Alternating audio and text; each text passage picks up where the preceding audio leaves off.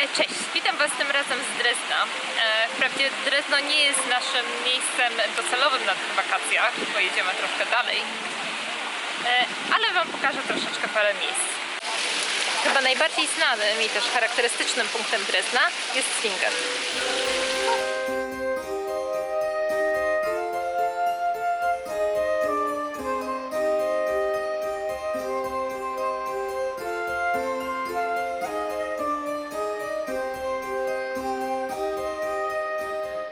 Zwinger to wspaniały barokowy kompleks wybudowany na polecenie Augusta II Sasa, który w 1697 roku został królem Polski.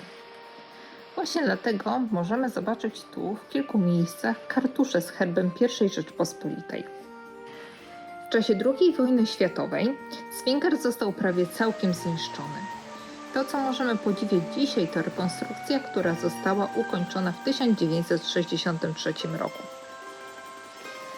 W wnętrzach pałacu możemy podziwiać bogatą kolekcję porcelany, w tym miśnieńskiej, a w galerii obrazów dzieła takich malarzy jak Tycjan czy Rubens.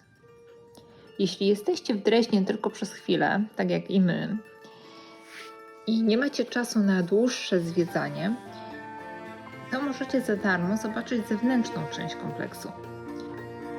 Niestety podczas naszego pobytu niektóre fragmenty, w tym częściowo dziedziniec, były w remoncie.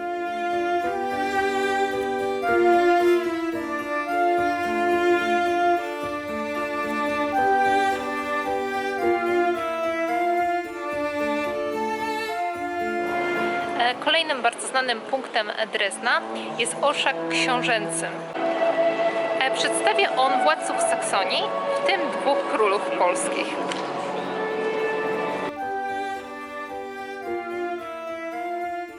Ponieważ oryginalne malowidło szybko niszczało, przeniesiono je na 25 000 kafelków wykonanych z miśnieńskiej porcelany.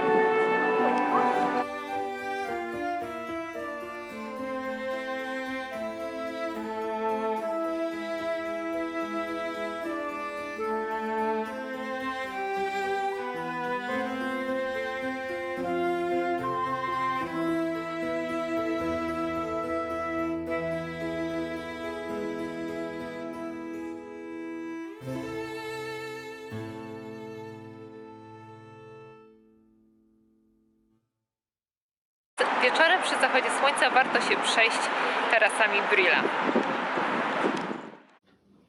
Tarasy Brilla to promenada spacerowo-widokowa biegnąca nad brzegiem Łaby. Ciągnie się ona pomiędzy mostem Karola a mostem Augusta.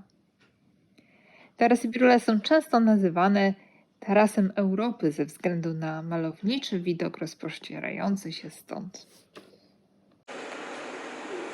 I tak jak powiedziałam, Drezno było tylko krótkim przystankiem w naszej podróży i jedziemy teraz dalej. Jedziemy konkretnie do Goslar. Tutaj mam całą wypisaną naszą podróż, bo czeka nas trochę przesiadek. I pociągami regionalnymi bilet za 3 osoby, w tym jedno dziecko do 14 roku życia, wyszedł nam 48 euro.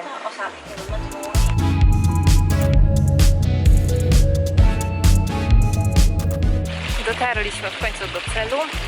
Jesteśmy w górach Harcu, konkretnie w miasteczku Goslar.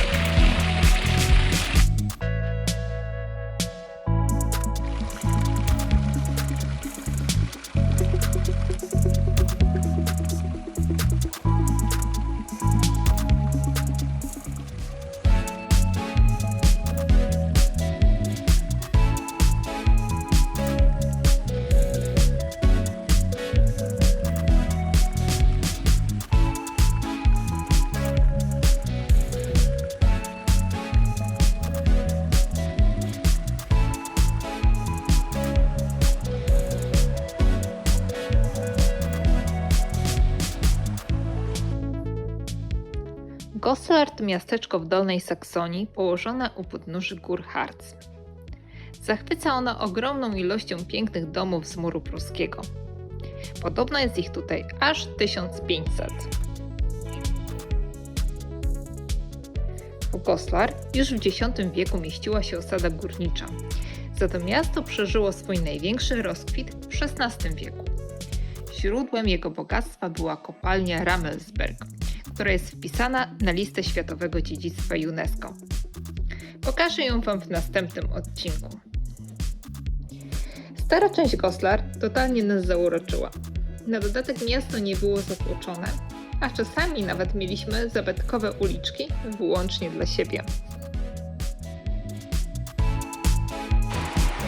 Dzisiaj wycieczka do kolejnego ładnego miasteczka w Saksonii-Anhalt, do Wernigerode.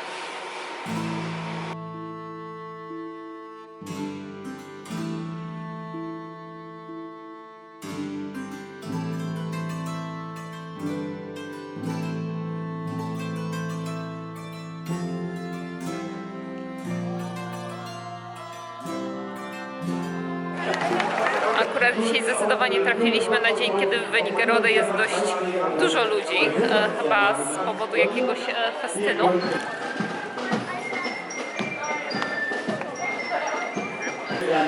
Przynajmniej na rynku, więc najpierw chyba zdecydujemy się pójść na zamek.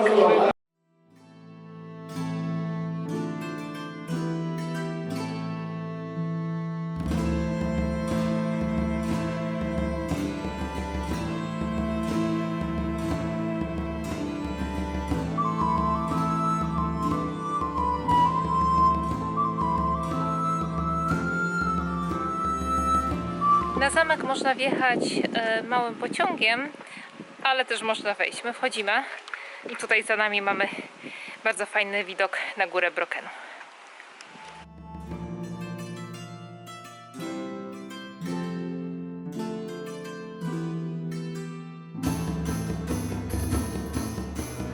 Zamek akurat jest troszkę w remoncie, ale i tak widoki z zamkowego wzgórza są bardzo fajne. Pierwsza wzmianka o zamku Wernigerode pochodzi z 1213 roku. Przez okres średniowiecza służył on jako zamek obronny. Obecnie jednak niewiele zostało z jego dawnego wyglądu, gdyż był on wielokrotnie przebudowywany, m.in. w XVI i XVII wieku. Natomiast ostatnia przebudowa miała miejsce w drugiej połowie XIX wieku, kiedy zamek przekształcił się na rezydencję w stylu neogotyckim.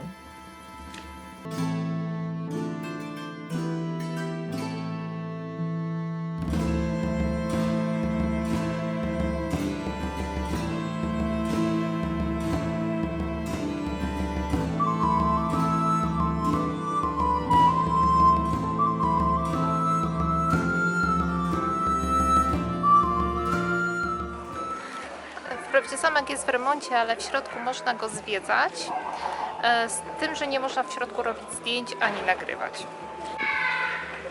Cena biletu wynosi 9 euro od osoby dorosłej i 4,50 dla dziecka do 14 roku życia.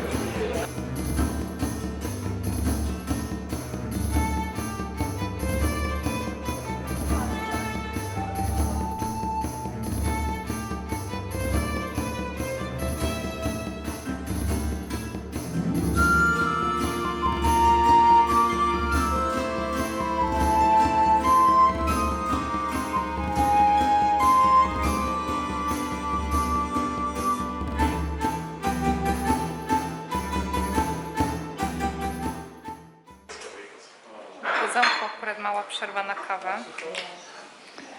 I pyszne ciasteczka. Co mi się podobają to oznaczenia na światłach. Jak jest czerwone, to jest diabełek, jak zielony czarownica lecąca na miotle.